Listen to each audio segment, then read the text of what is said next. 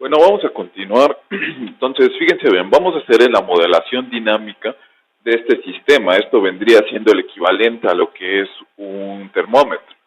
Entonces, vamos a tener ciertas cuestiones. Obviamente, el termómetro va a tener un bulbo con mercurio, va a tener la parte externa del bulbo y también va a estar sumergido en un fluido, ¿no?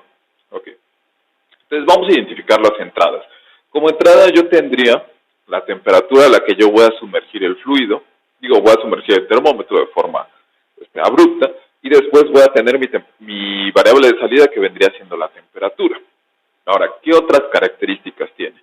Bueno, tiene la característica de que no va a perder calor, o sea que el termómetro netamente va a ganar calor en lo que vendría siendo el bulbo de mercurio, y la otra cuestión es que la densidad, la masa del mercurio y el CP del mercurio no van a cambiar con respecto al tiempo, ¿no? También vamos a tener que la temperatura del fluido que esté alrededor del bulbo, pues tampoco va a cambiar, que va a ser una temperatura pues relativamente constante, aunque va a ser nuestra entrada, ¿no? Entonces, vamos a comenzar con esta cuestión. Recordemos que nosotros estaríamos considerando la cuestión del calor, ¿ok? Entonces tendríamos que sería calor a la entrada, vendría siendo igual calor a la salida más el calor acumulado. Entonces, ya habíamos dicho que el calor a la salida pues era cero, ¿no? Porque no estábamos considerando las pérdidas de calor. Entonces, fíjense bien, ¿cómo definimos el calor a la entrada? Entonces, vamos a considerar que el calor a la entrada está entrando netamente por todo el área que tiene el bulbo, ¿ok? Entonces, aquí vamos a tener, ya saben, ¿no? Lo de siempre, resistencias convectivas, resistencias a la conducción, y otra vez vamos a tener aquí resistencias convectivas.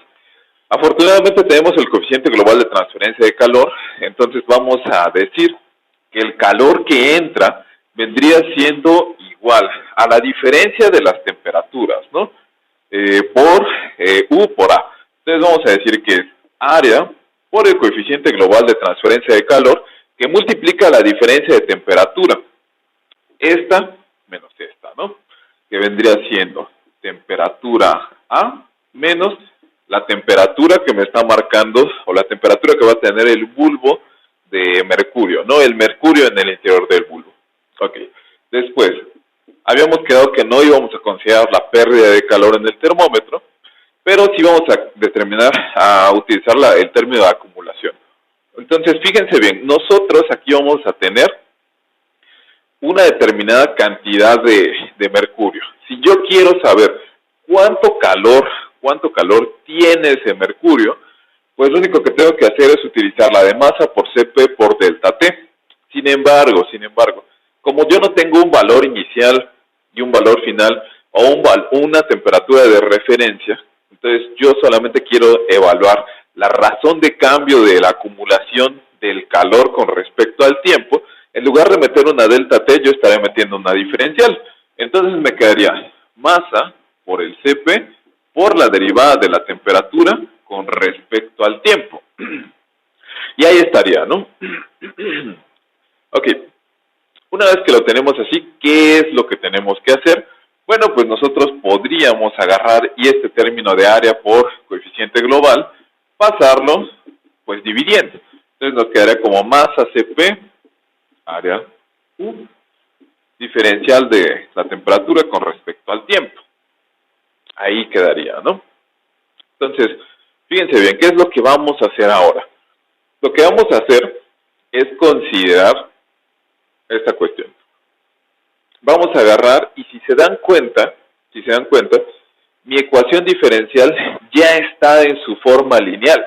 No tiene ningún término, ni la entrada ni la salida, tiene algún exponente, alguna raíz, o sea, algún inverso, alguna función trigonométrica, simple y sencillamente está ahí. ¿Ok?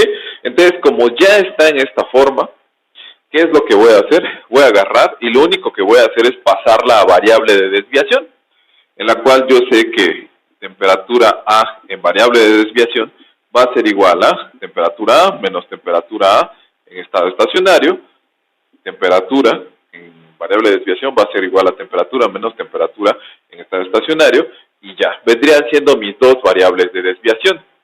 Ok, entonces me quedaría TA menos T, masa, CP, U, bueno, derivada de la variable de desviación de la temperatura. Y así nos quedaría. ¿Qué es lo siguiente que tenemos que hacer? Bueno, pues tenemos que aplicar transformada de Laplace a ambos lados. Bueno, aquí no me queda muy bien. Ok, entonces nos quedaría por regla distributiva de Laplace, transformada de Laplace de la temperatura A, menos Laplace de la temperatura,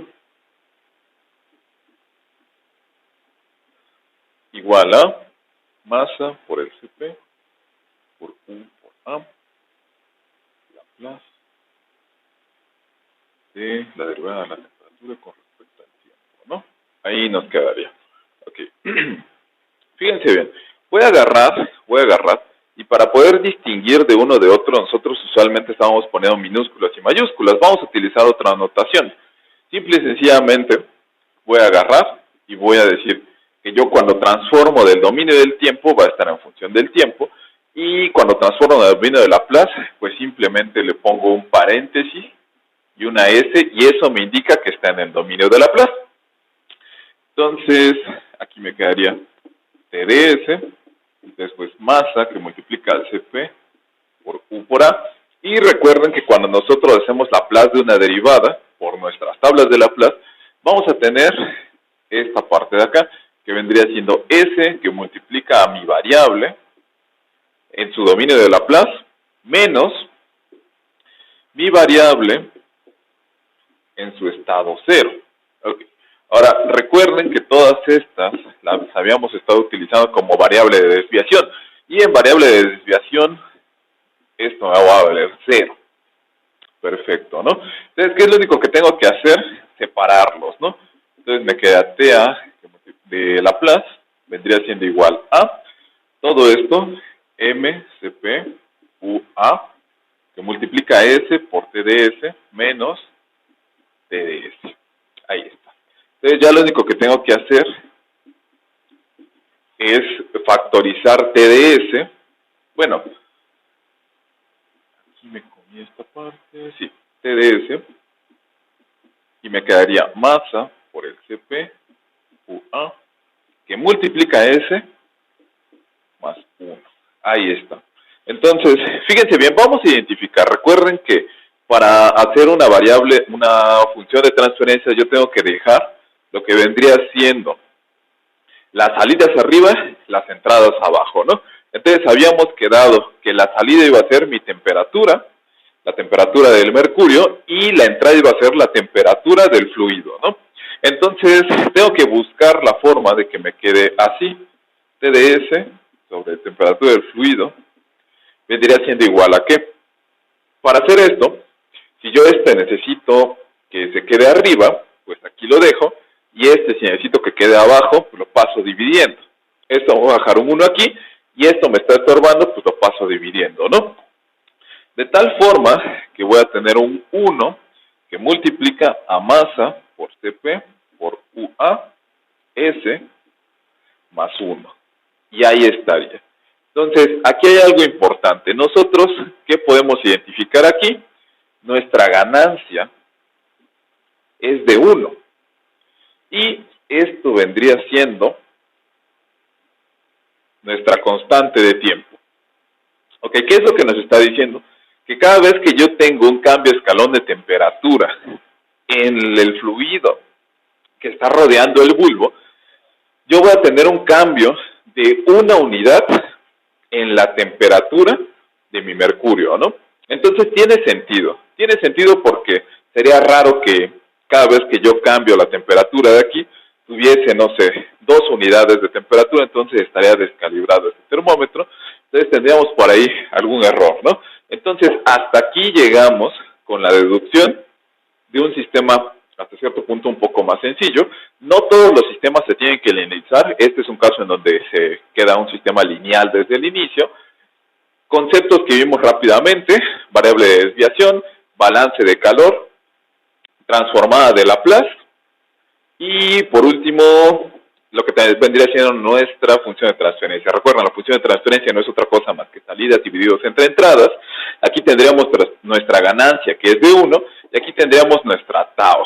¿Ok? Entonces, si se dan cuenta, coincidencialmente aquí nosotros ya quedamos en la forma canónica, ¿no?